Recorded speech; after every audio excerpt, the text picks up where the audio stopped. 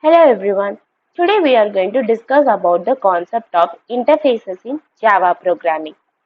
Before getting into the concept, we'll see a small recall about inheritance. Inheritance is nothing but deriving a child class from a parent class, and this supports the reusability of code in programming languages. We have many types of inheritance like single inheritance, multi-level, hierarchical, multiple, and hybrid inheritance. Java do support all these types of inheritance except multiple and hybrid inheritance. So why we need interface in Java? We have three main reasons. The very first one is total abstraction, or else we can say abstraction. By declaring the methods of interface separately and implementing those methods in class separately, we achieve abstraction here. And next reason is multiple inheritance. As we have seen earlier, Java does not support multiple inheritance directly. So for implementing this concept, obviously we need interface in Java. And next one is, the final one is loose coupling. As we have seen earlier, the method declaration and implementation of method has been done separately in the program. So both the parts have been independent of each other. And now we are going to see a detailed view about interfaces. Interface is helpful for achieving the polymorphism concept. By utilizing the interface, we can achieve an one interface multiple method concept in programming language. And by implementing the interface in classes, we can use all the methods, and we must use all the methods which has been declared inside an interface. As a class has been implementing an interface, it must define all the methods that has been declared inside a interface. It does not leave a single method also. It has to implement all the methods which has been declared inside an interface. Okay, now we'll be seeing about the syntaxes of interface. The very first one is defining. As we seen earlier, defining part and implementation part of interface has been done separately in various places. So first we are going to see about defining an interface. For defining an interface, you have to use a syntax with access, interface keyword, and your interface name. Access is nothing but it is an access modifier. As we all know, there are different types of access modifiers like public, private, and protected. You can use one among them for this access. And next one is, definitely we have to use the interface keyword, as we use class keyword for creating a class. And next one is name. So the name has to be a user defined name, and it must not be a reserved keyword. We must not use keywords as interface name. And finally, inside the interface, you are going to declare the variables and methods which has to be implemented in different classes. We can declare n number of variables and n number of methods inside an interface. Okay, now we'll be seeing how we are going to implement these interfaces in a class. So we can implement these interfaces by using access, class, class name. So this access is the access modifier and class is your keyword. Class name is an user defined name. And which class has to be implement this interface has to be given here. So for as we have seen in inheritance, for extending an class, we'll be using the keyword extend. So here for implementing the interface, we have to use the keyword implements. This is what the difference between interface and inheritance.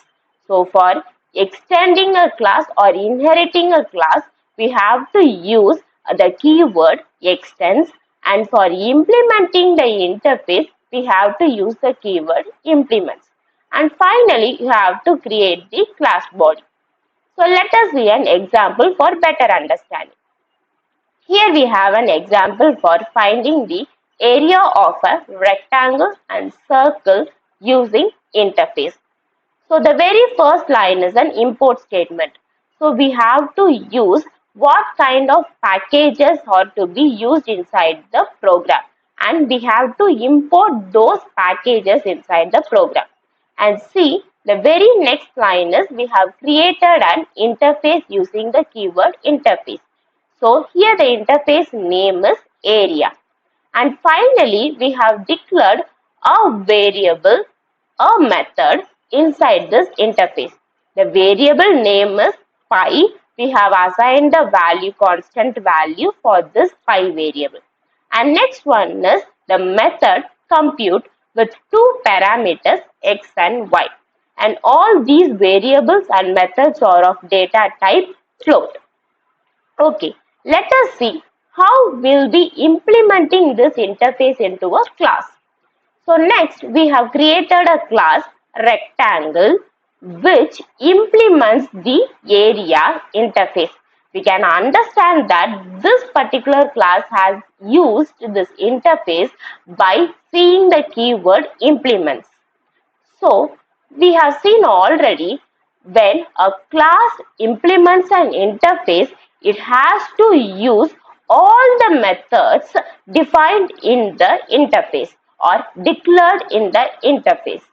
So we here have only one method, and this class rectangle has used that method. So here we are defining the method compute, and for finding the area of the rectangle, we are just multiplying, or we are just finding the product of x and y. Next we have created a class circle which also implements the interface area. Here also we have used the compute method, and we are calculating the area by using the formula pi into x into x. Okay, so we are going to create a main class. So the main class name is class interface circle, and for defining or for just ensuring that this is the main class, we are creating a main method in this class. And next we are just getting the inputs from the user like length and breadth of the rectangle. And next we are getting the radius for calculating the area of circle from the user. And finally we are creating two objects over here. One is for rectangle class and another one is for circle class. As we discussed earlier, this particular interface concept is for supporting the multiple inheritance concept in Java programming. So we have to create objects for these two classes separately. And finally, we are creating an instance for the interface area. And we are reassigning these two class objects into this area AR variable. Okay, is that clear? So finally we are calling the method using this AR instance. So AR.compute L comma B and AR.compute R comma 0. And we have to see why we have passed 0 instead of any variable. As we know, we need length and breadth for computing the rectangle area, and for computing the circle's area, we need only radius. But we have passed two parameters inside this compute method. We can't leave this second parameter empty. So instead of leaving this empty, for avoiding errors, we are just passing a 0 value into this variable or parameter y. This 0 does not have any impact in this program as we are only using the x parameter inside the formula. Is that clear? So we'll just recall once again. First, we have to create an interface by using the interface keyword. We have to declare the methods and variables inside that. And we are creating two different classes, rectangle and circle, for implementing this created interface.